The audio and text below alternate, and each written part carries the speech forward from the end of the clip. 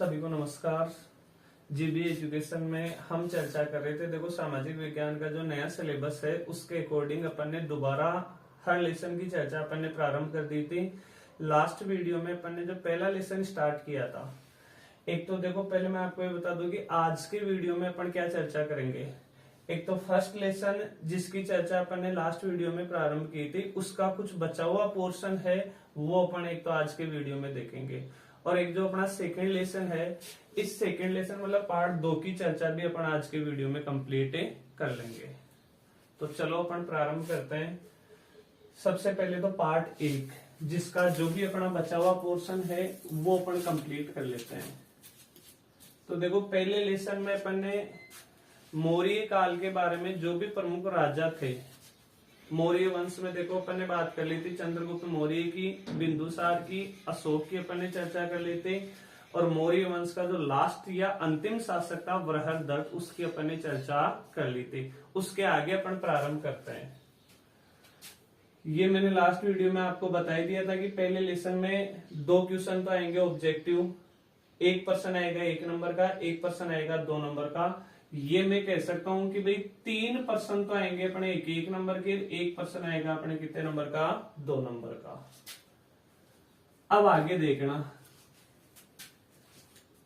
2 किताबें इस लेसन में तुम्हें ध्यान रखनी है। एक तो कौटिल्य की पुस्तक, कौटिल्य की पुस्तक का क्या नाम था, उसका नाम था अर्थशास्त्र। कौटिल्य की पुस्तक जिसका नाम था क्या, अर्थशास्त्र। एक तुम्हें ध्यान रखना है मेगस्थनीज की पुस्तक, मेगस्थनीज की पुस्तक कौन सी है, इंडिका। ये 2 तुम्हें किताबें ध्यान रखनी है कि भाई कौटिल्य ने तो कौन सी पुस्तक लिखी थी, अर्थशास्त्र पुस्तक लिखी थी। और एक यूनानी राजदूत था जिसका नाम था मेगस्थनीज, मेगस्थनीज ने कौन सी पुस्तक लिखी थी, इंडिका। अब उसके बाद में देखना, एक तुम्हें प्रश्न ये पूछा जा सकता है कि भारत में सबसे पहले किस वंश ने केंद्रीयकृत राज्य व्यवस्था की स्थापना की थी। दोबारा समझना, जैसे मौर्य प्रशासन में पहली लाइन ये दे रखी है, भारत में, चलो एक क्वेश्चन के रूप में बताता हूं आपको, क्वेश्चन बनता है तो कैसे बनता है ये। भारत में सबसे पहले, भारत में सबसे पहले किस वंश ने केंद्रीकृत शासन व्यवस्था, केंद्रीकृत शासन व्यवस्था की स्थापना की थी। देखो, केंद्रीकृत शासन व्यवस्था की स्थापना का मतलब है भारत में ऐसा पहला कौन सा वंश था जिसने एक सुव्यवस्थित तरीके से या सही तरीके से एक शासन व्यवस्था चलाई थी, जिसमें सारी शक्तियां केंद्र के पास मतलब राजा के पास होती थी। तो वह शासन व्यवस्था संचालन करने वाला पहला वंश भारत में कौन सा था, मौर्य वंश। ऑब्जेक्टिव प्रश्न बनता है, बहुत शानदार ये प्रश्न, तो ये आप ध्यान रखोगे। पहली बार भारत में केंद्रीकृत शासन व्यवस्था किस वंश ने स्थापित की थी, मौर्य वंश ने स्थापित की थी। समझ गए बात। इसके अलावा और अपन बात करें, एक प्रश्न आपसे पूछा जा सकता है, कौटिल्य ने राज्य के कितने अंग बताए,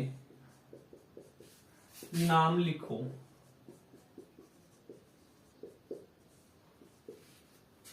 ये वाला प्रश्न तो समझना है। इसका मतलब कौटिल्य ने राज्य के कुल मिलाकर 7 अंग बताए थे। कितने अंग बताए थे, 7 अंग बताए थे। कौन कौन से बताए थे, इनका अपने को नाम याद रखना है। तो एक लाइन में तो आप ये लिखोगे कि कौटिल्य ने राज्य के कितने अंग बताए, 7 अंग बताए। कंप्लीट लिख लेना आपकी, कौटिल्य ने राज्य के 7 अंग बताए। अब वो 7 अंग कौन कौन से हैं। देखो, कौटिल्य का कहने का मतलब ये था कि जिस प्रकार मानव शरीर होता है, मानव शरीर का हर एक अंग महत्वपूर्ण होता है। अगर मनुष्य शरीर का कोई सा एक अंग भी अगर हट जाए उसके शरीर से तो मनुष्य विकलांग हो जाता है, मतलब उसके कार्य करने की क्षमता क्या हो जाती है, कम हो जाती है। उसी प्रकार कौटिल्य ने कहा कि राज्य भी एक शरीर की तरह है, और राज्य शरीर के 7 अंग होते हैं, अगर उनमें से कोई सा एक अंग भी कम हो जाए तो राज्य की स्थिति भी कैसी हो जाती है, एक विकलांग की तरह होती है, और राज्य सही तरीके से कार्य नहीं कर पाता। तो कौटिल्य ने राज्य के 7 अंग कौन कौन से बताए। देखो, पहला और सबसे महत्वपूर्ण अंग तो राजा। अपने को पता है कि बिना राजा या बिना शासक के कोई भी राज्य काम नहीं कर सकता। दूसरा, राजा शासन करेगा तो शासन किस पर करेगा, जनता पे ही तो शासन करेगा। राजा खुद अपने ऊपर तो शासन करने से रहा, राजा किस पर शासन करेगा, जनता पर। तो दूसरा अंग कौन सा हो गया, जनपद, मतलब जनता। तीसरा, देखो, राजा अकेला पूरी जनता पे अपना शासन स्थापित नहीं कर सकता, अकेला राजा शासन नहीं कर सकता, राजा को भी सहयोग करने के लिए एक टीम की आवश्यकता होती है, और उस राजा की टीम को कहा जाता है अमात्य, जिसका शाब्दिक अर्थ होता है मंत्री। अमात्य का मतलब मंत्री।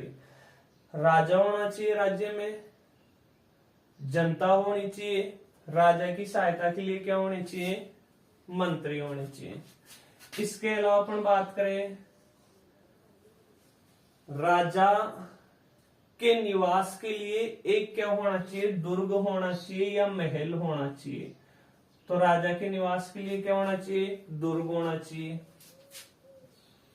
फिर राजा, या फिर अपन कह सकते हैं कि उस साम्राज्य की सुरक्षा के लिए एक क्या होनी चाहिए, सेना भी होनी चाहिए। बिना पैसों के भी काम बिल्कुल नहीं चल सकता, तो क्या होना चाहिए, कोष होना चाहिए। इसके अलावा लास्ट अपन बात करें तो क्या होने चाहिए, मित्र होने चाहिए। ऐसा नहीं होना चाहिए कि भाई एक राजा जहां उसका साम्राज्य है, अगर चारों ओर दुश्मन ही दुश्मन हो जाएंगे तो उस राजा का साम्राज्य लंबे समय तक नहीं चल पाएगा। इसलिए कौटिल्य ने कहा कि आसपास में राजा के कुछ क्या होने चाहिए, मित्र भी होने चाहिए। तो ये कुछ प्रश्न है, ये वाला, ये वाला, ये वाला, ये 3 प्रश्न तो ऐसे हैं जो एक एक नंबर के बन सकते हैं, और लास्ट वाला ये जो प्रश्न है वो कितने नंबर का बन सकता है, आपके 2 नंबर का प्रश्न बन सकता है। तो इसका ले स्क्रीनशॉट, उसके बाद में आगे चर्चा करते हैं अपन।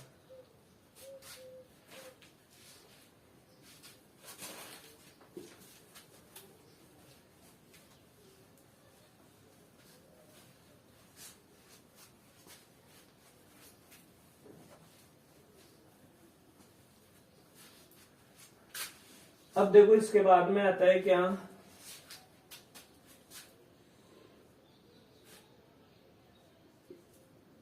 एक आपको ये ध्यान रखना है, मौर्य काल में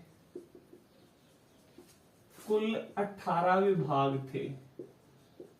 कितने विभाग थे, 18 विभाग थे, जिन्हें तीर्थ कहा जाता था। तीर्थ कहा जाता था। अब समझना इसका मतलब क्या है। देखो, वर्तमान में जैसे अपन बात करें तो हमारे भारत सरकार का अगर अपन उदाहरण लें तो उसमें एक वित्त विभाग होता है, गृह विभाग होता है, रक्षा विभाग होता है, मानव संसाधन विभाग होता है। तो ऐसे कई डिपार्टमेंट या कई विभाग होते हैं। ऐसे मौर्य काल में भी कुल कितने विभाग थे, 18 विभाग थे, जिन्हें क्या कहा जाता है, तीर्थ कहा जाता है। देखो, मौर्य काल की जानकारी अपने को कौटिल्य के अर्थशास्त्र से भी मिलती है, मेगस्थनीज की इंडिका से भी मिलती है, अशोक के अभिलेखों से भी अपने को मौर्य काल के इतिहास की जानकारी मिलती है। तो कौटिल्य की जो पुस्तक थी अर्थशास्त्र, उसमें कौटिल्य ने बताया था कि मौर्य काल में कुल कितने विभाग थे, 18 विभाग थे, जिन्हें तीर्थ कहा जाता था। इसके आगे अपन चले तो एक बहुत महत्वपूर्ण पद था किसका, समाहर्ता। बहुत महत्वपूर्ण प्रश्न है ये, प्रश्न आपको याद रखना है। एक क्वेश्चन के रूप में अगर इसकी बात करें अपन, समाहर्ता का क्या कार्य था। क्वेश्चन क्या है, समाहर्ता का क्या कार्य था। हर्ता का मतलब होता है इकट्ठा करने वाला। हर्ता जो वर्ड है इसका मतलब क्या होता है, इकट्ठा करने वाला। तो समाहर्ता का क्या कार्य था एक तो ये राजस्व इकट्ठा करता था, मतलब राजस्व एकत्रित करता था, इसके अलावा बजट का निर्माण करता था और आय व्यय का हिसाब रखता था। तो इसमें आप लिखोगे राजस्व एकत्रित करना,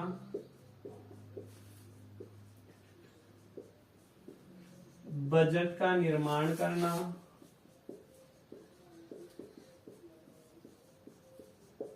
तथा आय व्यय का हिसाब रखना।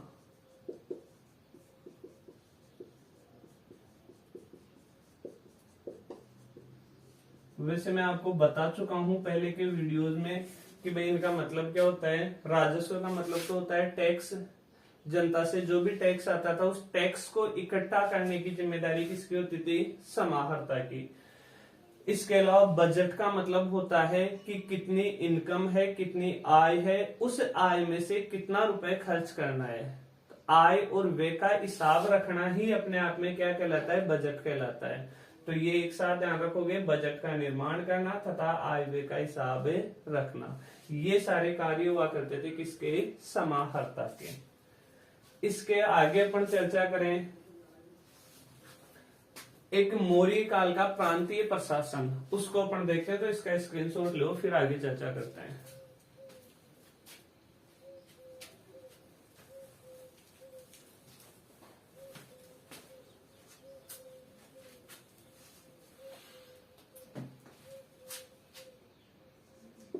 हालांकि अब जो मैं आपको प्रश्न करवा रहा हूं ना, मौर्यकालीन प्रांतीय प्रशासन, तो ये होने को तो थोड़ा बड़ा प्रश्न है, इसलिए 2 नंबर का प्रश्न बनने की इसकी संभावना कम है।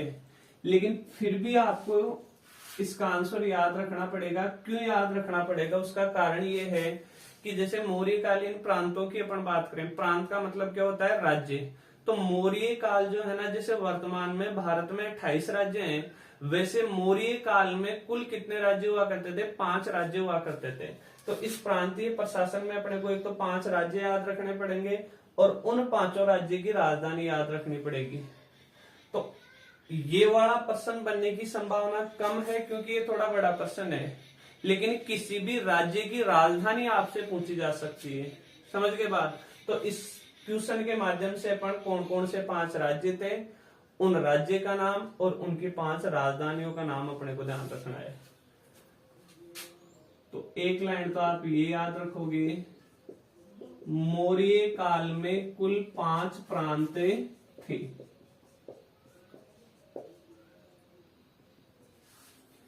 एक तरफ तो लिखेंगे अपन 5 प्रांतों का नाम और दूसरी तरफ लिखेंगे अपन प्रांतों की क्या, राजधानी। तो देखो बहुत सिंपल सा है। सबसे उत्तर में जो प्रांत था उसका नाम था क्या, उत्तरापथ। सबसे दक्षिण में जो प्रांत था उसका नाम था क्या, दक्षिणापथ। 2 प्रांत तो बहुत आसानी से आप याद रख लोगे, सबसे उत्तर वाला उत्तरापथ और सबसे दक्षिण वाला दक्षिणापथ। उत्तर और दक्षिण के मध्य में जो प्रांत था उसका नाम था मध्य देश। क्या नाम था, मध्य देश। 2 प्रांत बच गए, एक प्रांत का नाम था अवंती और एक प्रांत का नाम था क्या, कलिंग। वैसे पहले तो 4 ही प्रांत थे, लेकिन आपको पता हो तो अशोक ने कलिंग को भी जीत लिया था। तो कुल मिलाकर कितने प्रांत हो गए, 5। अब हर एक प्रांत की अपने को राजधानी ध्यान रखनी है। उत्तरापथ की राजधानी क्या थी, तक्षशिला। कौन सी थी उत्तरापथ की राजधानी, तक्षशिला। दक्षिणापथ की राजधानी थी क्या, सुवर्णगिरी। दक्षिणापथ की राजधानी कौन सी थी, सुवर्णगिरी। मध्य देश की राजधानी थी कौन सी, पाटलिपुत्र। कौन सी थी मध्य देश की, पाटलिपुत्र। अवंती की राजधानी थी कौन सी, उज्जैनी। और कलिंग की राजधानी थी कौन सी, धौली। देखो धौली भी कह सकते हैं और इसी धौली का नाम था क्या, तोसली। अब पहले वाले वीडियो में तो मैंने आपको ये कहा था कि दोनों में से कोई सा एक याद रख लेना, धौली या तोसली में से, लेकिन अब की बार मैं आपको ये बोल रहा हूं दोनों की दोनों याद रखनी है। क्यों याद रखनी है, हो सकता है ऑब्जेक्टिव प्रश्न आ जाए आपके और वो प्रश्न ये रहे कि मौर्य काल में कलिंग की राजधानी निम्न में से कौन सी थी। आपने याद कर लिया धौली, और वहां धौली हो सकता है ऑप्शन में, ना के ऑप्शन में क्या आ जाए तोसली हो सकता है। आपने तोसली याद कर रखा और वहां ऑप्शन में क्या आ जाए धौली। तो इसका मतलब अब आपको ये कलिंग की दोनों राजधानी याद रखनी है। कौन कौन सी थी, धौली व तोसली। अब नीचे फिर अपन देखें तो भाई प्रत्येक प्रांत का मुखिया राजकुमार होता था, जिसे कुमार कहा जाता था, वो तुम्हें याद रखने की आवश्यकता नहीं है। तो मौर्यकालीन प्रांतीय प्रशासन में इतनी बातें आप याद रखोगे। ये अपना इस क्वेश्चन का आंसर है कंप्लीट।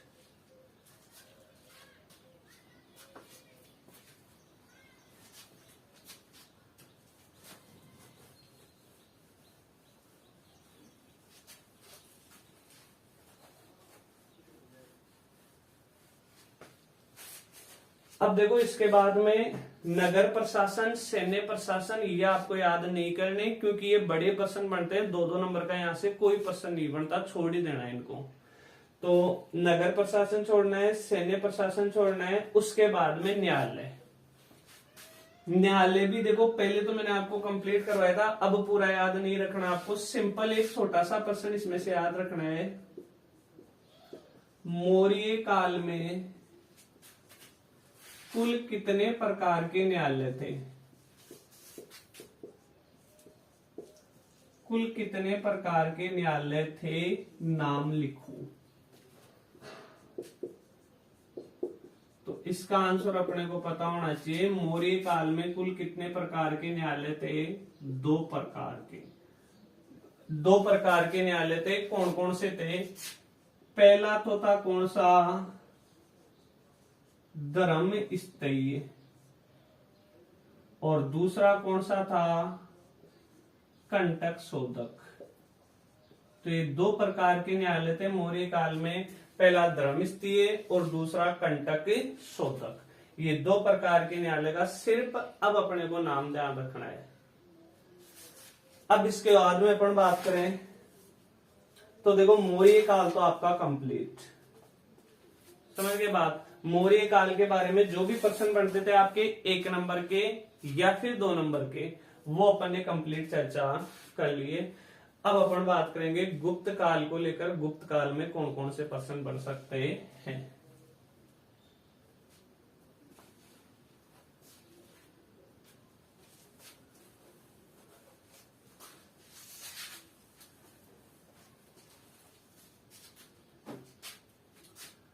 अब पार्ट 1 में ही एक काल कौन सा दे रखा आपके? गुप्त काल या गुप्त वंश।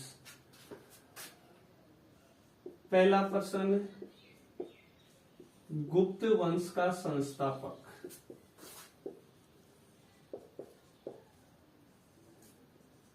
कौन था? तो गुप्त वंश का संस्थापक कौन था? श्रीगुप्त। श्रीगुप्त के बारे में केवल एक ही प्रश्न बनता है, गुप्त वंश का संस्थापक कौन था? श्रीगुप्त। अब श्रीगुप्त के बाद में घटोत्कच शासक बना, उसका अपने को कोई प्रश्न याद नहीं रखना। घटोत्कच के बाद में इस गुप्त वंश का जो शासक बना था उसका नाम है चंद्रगुप्त प्रथम। कौन शासक बना था? चंद्रगुप्त प्रथम। चंद्रगुप्त प्रथम ने एक संवत चलाई थी जिसका नाम है क्या? गुप्त संवत। कौन सी संवत है? गुप्त संवत। तो गुप्त संवत के बारे में आपसे अगर कोई प्रश्न पूछा जाए, अब देखो मैं पूरा प्रश्न इसलिए नहीं लिख रहा, क्वेश्चन कैसे भी पूछे आपसे ये भी पूछ सकता है गुप्त संवत कब हुए, किसने प्रारंभ की थी।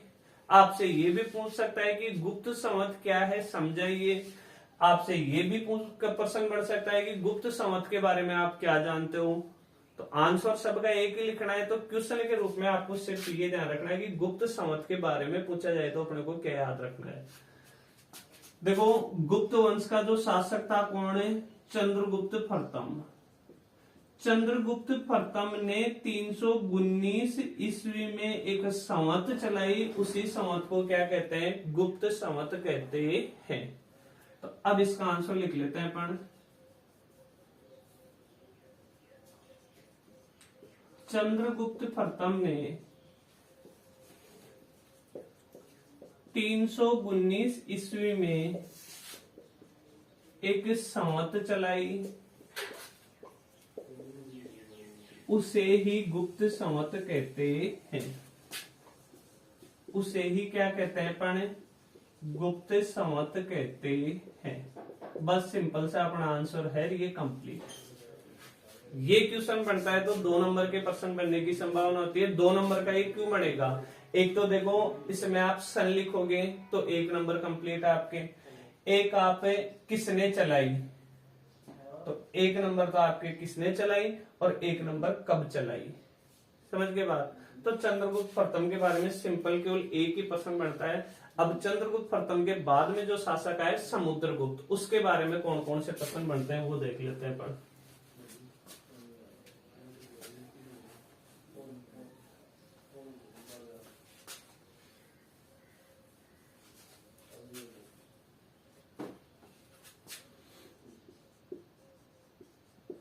देखो समुद्रगुप्त के बारे में 3 प्रश्न बनते हैं। एक तो पहला प्रश्न तो इलाहाबाद प्रशस्ति के लेखक कौन थे। तो पहले दोबारा सुना एक बार, मैं आपको वैसे थोड़ा सा बताई दूं इसके बारे में। चंद्रगुप्त प्रथम का एक दरबारी विद्वान था, दरबार में रहने वाला एक विद्वान था। उस विद्वान का नाम था हरिसेन। क्या नाम था? हरिसेन। इस हरिसेन ने एक प्रशस्ति लिखवाई और उस प्रशस्ति का नाम था इलाहाबाद प्रशस्ति। कौन सी प्रशस्ति लिखवाई? इलाहाबाद प्रशस्ति। देखो इलाहाबाद में लिखवाई, और प्रशस्ति का मतलब होता है किसी राजा की प्रशंसा में जो लेख लिखवाया जाता है उसे क्या कहते हैं? प्रशस्ति कहते हैं। तो प्रशंसा में लेख लिखवाया इलाहाबाद में, इसलिए प्रशस्ति का नाम क्या हो गया? इलाहाबाद प्रशस्ति। तो समुद्रगुप्त के दरबारी विद्वान हरिसेन ने इलाहाबाद प्रशस्ति की रचना करवाई। अब बताओ इसमें अगर हरिसेन लिखवाएगा तो किसके बारे में लिखवाएगा? समुद्रगुप्त के बारे में लिखवाएगा। तो इस प्रशस्ति में समुद्रगुप्त की सैनिक विजय का उल्लेख है, मतलब कौन कौन सी सैनिक सफलताएं प्राप्त की थी उसका उल्लेख है। तो पहली बात तो आपको समुद्रगुप्त में ये ध्यान रखनी है।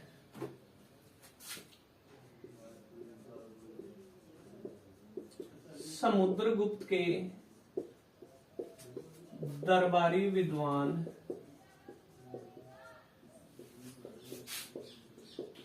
हरिसेन थे, जिन्होंने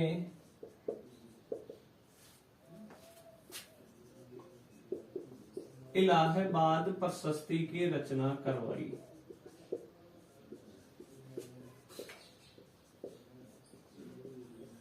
आपके एक प्रश्न ये भी दे रखा है कि भाई हरिसेन कौन थे, वो किसके दरबारी कवि थे। तो समुद्रगुप्त के दरबारी कवि थे कौन? हरिसेन, जिसने इलाहाबाद प्रशस्ति की रचना करवाई। इस प्रशस्ति में समुद्रगुप्त की सैनिक सफलताओं का उल्लेख है। समुद्रगुप्त की सैनिक सफलताओं का उल्लेख है किसमें? इलाहाबाद प्रशस्ति में। तो ये कुछ बातें तो आपको ध्यान रखनी है इलाहाबाद प्रशस्ति के बारे में। तो एक तो ये प्रश्न इनमें बनता है। दूसरा आपसे पूछा जा सकता है, देखो एक क्वेश्चन है ये पूछा जा सकता है, किसके सिक्कों पर अश्वमेघ पराक्रम लिखा हुआ मिलता है? किसके सिक्कों पर अश्वमेघ पराक्रम लिखा हुआ मिलता है? तो किसके सिक्कों पर मिलता है? समुद्रगुप्त के सिक्कों पर मिलता है, क्योंकि समुद्रगुप्त ने अश्वमेघ यज्ञ करवाया और इसके सिक्कों पर क्या लिखा हुआ मिलता है? अश्वमेघ पराक्रम। तो समुद्रगुप्त के बारे में अगला ये ध्यान रखना आपको, समुद्रगुप्त ने अश्वमेघ यज्ञ, देखो पहले मैंने आपको बता रखा है कि क्या होता है ये अश्वमेघ यज्ञ। अश्वमेघ यज्ञ करवाया, इसके सिक्कों पर, किसके सिक्कों पर? समुद्रगुप्त के सिक्कों पर अश्वमेघ पराक्रम लिखा हुआ मिलता है। अश्वमेघ पराक्रम लिखा हुआ मिलता है, ये तुम्हें ध्यान रखना है। समझ गए बात? तीसरा प्रश्न क्या बन सकता है समुद्रगुप्त के बारे में? एक प्रश्न आपसे ये पूछा जा सकता है कि गुप्त वंश के किस शासक को सिक्कों पर वीणा बजाते हुए दिखाया गया है? तो किसे दिखाया गया है? समुद्रगुप्त को। समुद्रगुप्त के कुछ सिक्के ऐसे मिले हैं जिन पर समुद्रगुप्त का फोटो है और उस फोटो में समुद्रगुप्त क्या बजा रहा है? वीणा बजा रहा है। तो वीणा बजा रहा है, इसका मतलब अपन ये कह सकते हैं कि समुद्रगुप्त संगीत के क्षेत्र में भी निपुण था, संगीत के क्षेत्र में भी दक्ष था, संगीत के क्षेत्र के बारे में भी समुद्रगुप्त को काफी जानकारी थी। तो तीसरी बात है, समुद्रगुप्त संगीत में भी निपुण था, इसे सिक्कों पर वीणा बजाते हुए दिखाया गया है। इसे सिक्कों पर वीणा बजाते हुए दिखाया गया है। वीणा बजाते हुए दिखाया गया है। अब आप ये मत सोचना कि समुद्रगुप्त के बारे में इतना लंबा चौड़ा प्रश्न आ सकता है। इतना लंबा चौड़ा प्रश्न नहीं आएगा। या तो आपसे पूछा जाएगा इलाहाबाद प्रशस्ति के लेखक कौन थे और वो किसके दरबारी कवि थे। समझ गए बात? तो मतलब एक तो आपको ये ध्यान रखना है। या फिर आपसे पूछा जाएगा किस शासक के सिक्कों पर अश्वमेघ पराक्रम लिखा हुआ है। तो किसके सिक्कों पर? समुद्रगुप्त के सिक्कों पर। किस शासक को सिक्कों पर वीणा बजाते हुए दिखाया गया है? तो किसको? समुद्रगुप्त को। तो समुद्रगुप्त के बारे में हालांकि पहले तो अपन ने और भी कुछ पॉइंट लिखे थे, लेकिन अब उनकी आवश्यकता नहीं है। अब आपको ये 3 पॉइंट समुद्रगुप्त के बारे में ध्यान रखना है। अब आगे चलते हैं अपन समुद्रगुप्त के बारे में। जो शासक बाद में जो शासक बना उसका नाम है चंद्रगुप्त द्वितीय।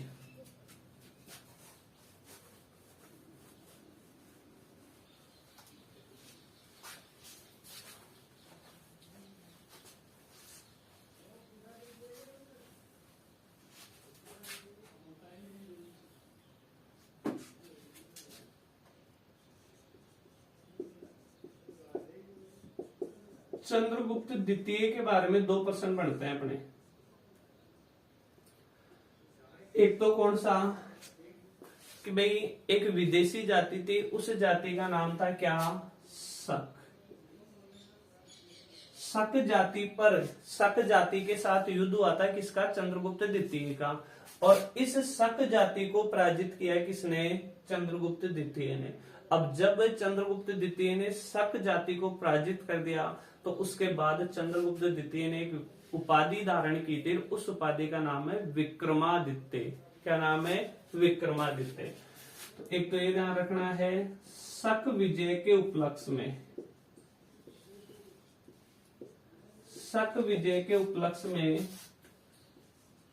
चंद्रगुप्त द्वितीय ने कौन सी उपाधि धारण की थी? विक्रमादित्य की। चंद्रगुप्त द्वितीय ने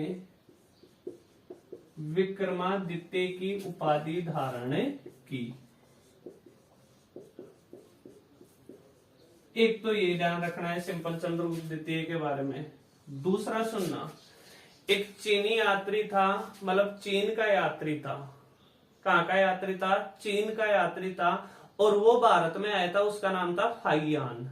वो किसके शासन काल में भारत आया था? चंद्रगुप्त द्वितीय के शासन काल में भारत आया था। तो दूसरा सुनना, चीनी यात्री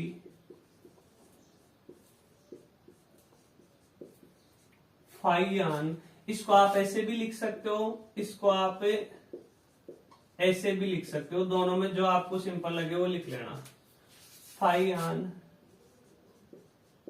चंद्रगुप्त द्वितीय के काल में भारत आया। चंद्रगुप्त द्वितीय के काल में भारत आया।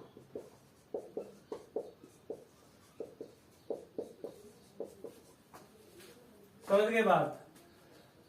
यहां से देखो प्रश्न क्या क्या बनता है। एक प्रश्न तो यहां से कि भाई गुप्त वंश के किस शासक ने विक्रमादित्य की उपाधि धारण की? आंसर क्या होगा? चंद्रगुप्त द्वितीय ने। या फिर इस प्रश्न को यह भी पूछा जा सकता है, चंद्रगुप्त द्वितीय ने किस विजय के उपलक्ष्य में विक्रमादित्य की उपाधि धारण की थी? तो किस विजय के उपलक्ष्य में? शक विजय के उपलक्ष्य में। यहां से प्रश्न पूछा जा सकता है, या तो प्रश्न ये बन सकता है कि चीनी यात्री फाइयान किसके शासन काल में भारत आया था, तो किसके शासन काल में, चंद्रगुप्त द्वितीय के शासन काल में। या फिर ऐसे पूछा जा सकता है चंद्रगुप्त द्वितीय के शासन काल में कौन सा चीनी यात्री भारत आया था, तो कौन सा चीनी यात्री आया था, फाइयान। समझ गए बात। ये दो प्रश्न बनते हैं किसके बारे में, चंद्रगुप्त द्वितीय के बारे में।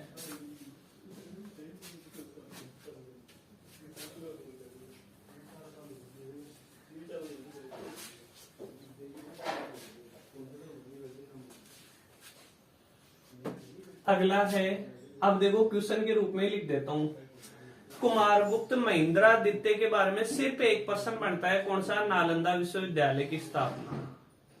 तो वो अपन क्वेश्चन के रूप में लिख लेते हैं, नालंदा विश्वविद्यालय की स्थापना किसने की। नालंदा विश्वविद्यालय की स्थापना किसने की, तो नालंदा विश्वविद्यालय की स्थापना किसने की थी, इसका आंसर होगा कुमारगुप्त ने। किसने की थी, कुमारगुप्त। पूरा नाम है कुमारगुप्त महेंद्रादित्य। अगर पूरा नाम याद रहे तो अच्छी बात है, वरना केवल अपन कुमारगुप्त तक भी लिखते हैं तो भी अपना इसमें आंसर एक नंबर का होगा, तो एक नंबर मिल जाता है सामान्यतः। लेकिन फिर भी कोशिश करना, हो सकता है चेक करने वाले का मूड खराब हो जाएगा, यार इसने पूरा नाम नहीं लिखा। समझ रहे हो बात। तो आप पूरा याद कर लेना, क्या नाम था, कुमारगुप्त महेंद्रादित्य। तो इस शासक के बारे में एक ही प्रश्न है। अगला जो शासक बनता है उसका नाम है स्कंदगुप्त। तो स्कंदगुप्त के बारे में भी एक ही क्वेश्चन बनता है कि भाई मौर्यों द्वारा निर्मित सुदर्शन झील, देखो क्वेश्चन लिखता हूं मैं, मौर्यों द्वारा निर्मित सुदर्शन झील का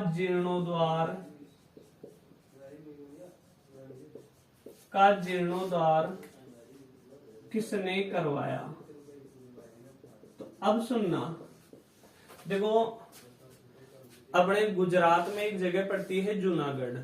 गुजरात के जूनागढ़ नामक स्थान पर मौर्य शासकों ने, मौर्य वंश अपन पहले पढ़ चुके, मौर्य शासकों ने एक झील का निर्माण करवाया था। कौन सी झील, सुदर्शन झील। मतलब मौर्य काल में इस झील का निर्माण हुआ था।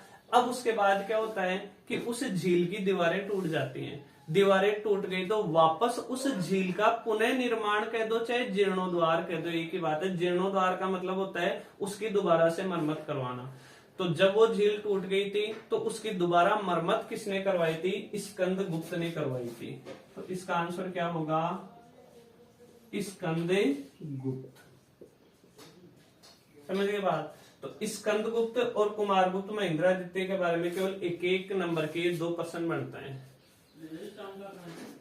और इसी के साथ आपका गुप्त वंश के शासक तो कंप्लीट हो गए, लेकिन गुप्त वंश के बारे में और कौन कौन से प्रश्न बनते हैं वो सुनना।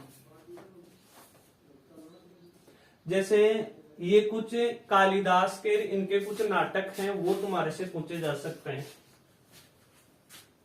मिटा दो इसको।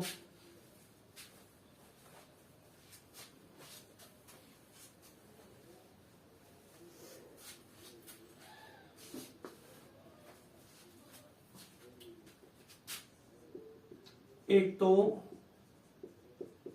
कालिदास की दो रचनाएं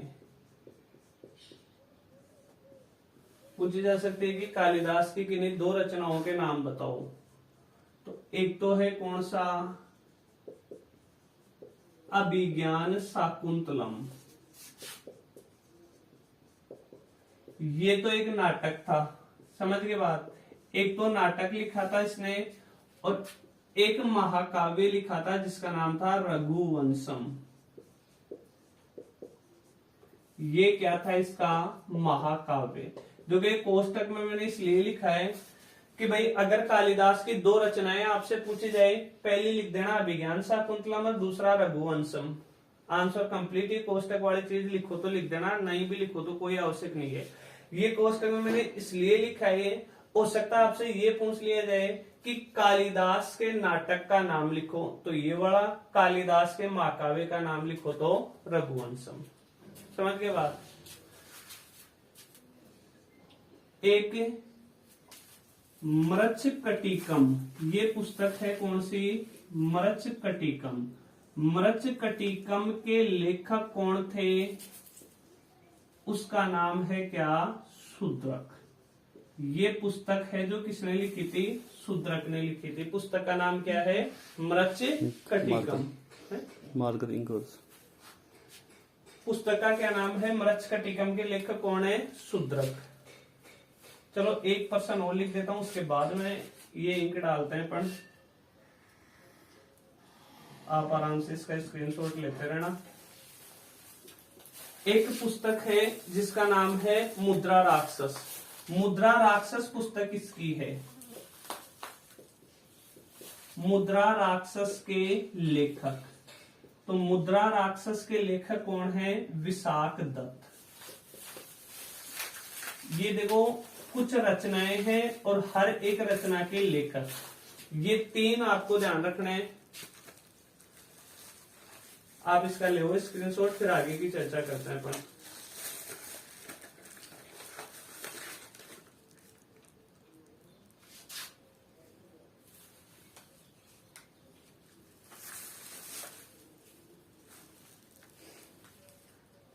अब देखो ये वाला तो आपका कंप्लीट हो ही गया।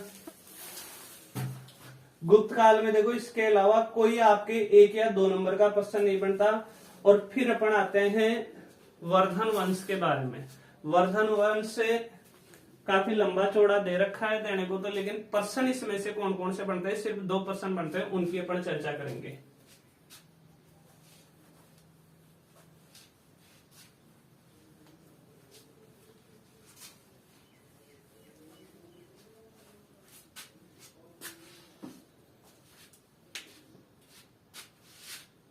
और दोनों प्रश्न बनते हैं किसके लेकर, हर्षवर्धन को लेकर।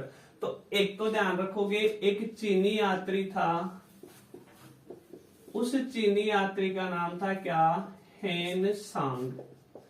चीनी यात्री हेन सांग किसके शासन काल में भारत आया था, ये आपसे पूछा जा सकता है। तो किसके शासन काल में भारत आया था, हर्षवर्धन के शासन काल में भारत आया था।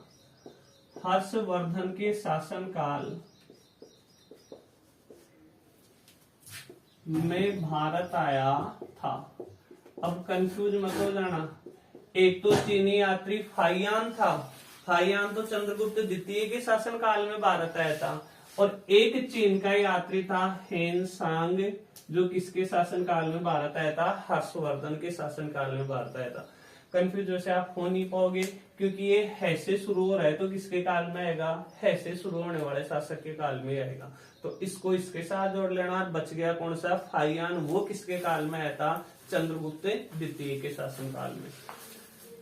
वर्धन वंश में एक आपसे प्रश्न पूछा जा सकता है, हर्षवर्धन की रचनाएं। 3 पुस्तकें लिखी थी किसने, हर्षवर्धन ने। हर्षवर्धन की रचनाएं 3 पुस्तकें हैं हर्षवर्धन की, तीनों आपको याद रखनी है। एक तो नागानंद, एक पुस्तक थी कौन सी, रत्नावली, और एक पुस्तक थी कौन सी, प्रियदर्शिका। ये तीनों पुस्तक किसकी हैं, हर्षवर्धन की है। ये ध्यान रखोगे आप, कौन कौन सी, नागानंद, रत्नावली और प्रियदर्शिका। और इसी के साथ अपना जो पहला लेसन है वो अपना होता है क्या, कंप्लीट। क्योंकि भाई 3 ही तो वंश आपके सिलेबस में बताए हैं, मौर्य वंश, और दूसरा गुप्त वंश, और तीसरा वर्धन वंश। तीनों वंश आपके कंप्लीट हो चुके हैं। इसके अलावा और कुछ याद करने की आपको इस लेसन में आवश्यकता नहीं है। तो इसका आप स्क्रीनशॉट लो। फिर इसी वीडियो में अपन प्रारंभ करेंगे कौन सा लेसन, दूसरा लेसन।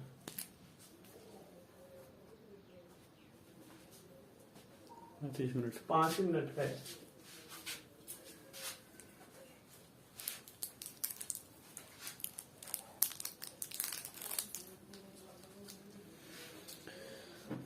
अब देखो लेसन 2 के बारे में भी आपको बता दूं।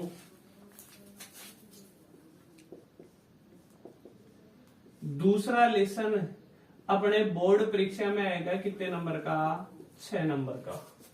समझिए बात, 6 नंबर का लेसन होगा और 6 नंबर का एक ही प्रश्न आएगा और वो अकेला प्रश्न कितने नंबर का होगा? 6 नंबर का।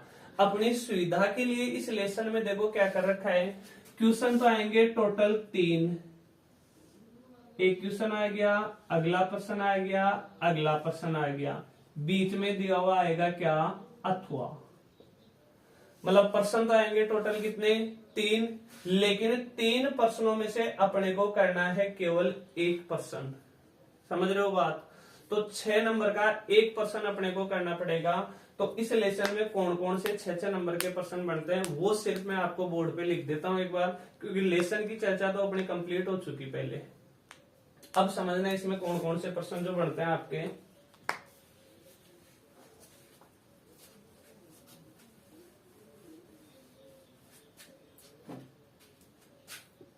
एक क्वेश्चन तो जो बनता है मोहम्मद बिन तुगलक की योजनाएं।